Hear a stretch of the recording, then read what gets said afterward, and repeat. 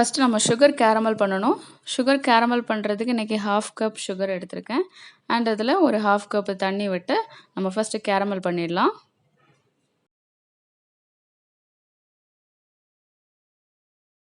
இந்த மாதிரி கோல்டன் ப்ரௌனாக கேரமல் ஆகுறதுக்கு ஒரு 15 to 20 மினிட்ஸ் ஆகும். இந்த ஸ்டேஜில் நம்ம ஃப்ளேம் ஆஃப் பண்ணலாம். ஸ்டவ்வில் இருந்து எடுத்த உடனே நம்ம புட்டிங் பண்ண போகிற டின்னில் விட்டுடலாம். இந்த சின்ன லைட்டாக நம்ம இந்த மாதிரி ஒரு வாட்டி ரொட்டேட் பண்ணணும்.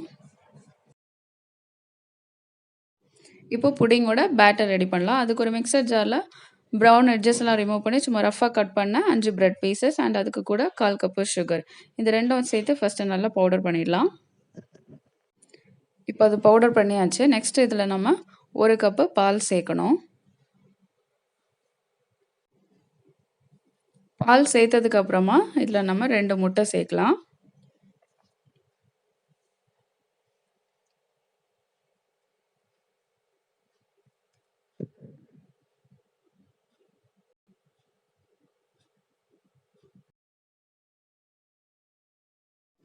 இப்போ இதில் கொஞ்சமாக வெனிலா எசன்ஸ் சேர்த்து இனி இதெல்லாம் ரொம்ப ஸ்மூத்தாக நம்ம பிளெண்ட் பண்ணணும். பிளெண்ட் பண்ண பேட்டரை நம்ம ஃபஸ்ட்டு சுகர் கேரமல் பண்ணி விட்டோம்ல அந்த டின்னில் விடணும்.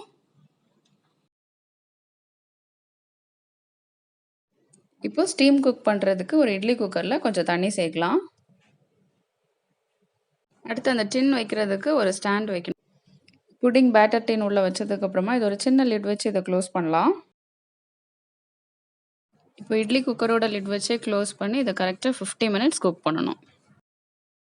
இப்போ கரெக்டாக 50 மினிட்ஸ் ஆயிடுச்சு. இப்போ லிட் ஓப்பன் பண்ணுறேன். இப்போ ஒரு நைஃப் வச்சு இது குக் ஆகிருக்கான்னு நம்ம பார்க்கலாம்.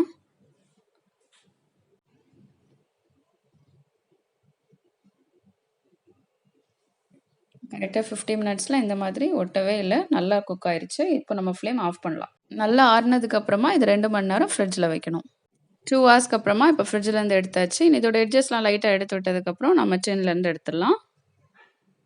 இப்போ இங்கிலாந்து பிரெட் புடிங் ரெடி.